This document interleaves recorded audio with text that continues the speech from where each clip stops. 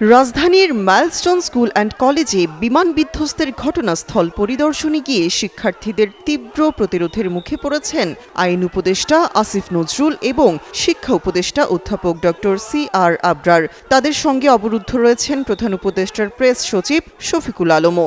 BBC বাংলার এক প্রতিবেদনে এই তথ্য জানা গেছে।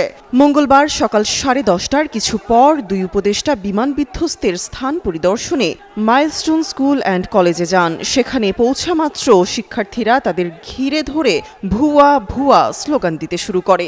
পরিস্থিতির অবনতি দেখে দুই উপদেষ্টা দ্রুত স্কুলের অভ্যন্তরে আশ্রয় নিতে বাধ্য হন। তাদের যাওয়ার মিনিট পাঁচেক পরেই প্রেস সচিব শফিকুল আলমও ঘটনাস্থলে পৌঁছান।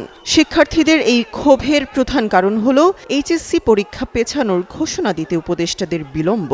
এছাড়াও শিক্ষার্থীরা মনে করছে সরকার বিমান বিধ্বস্তের ঘটনায় নিহত, আহত ও নিখোঁজদের সঠিক সংখ্যা প্রকাশ করছে না।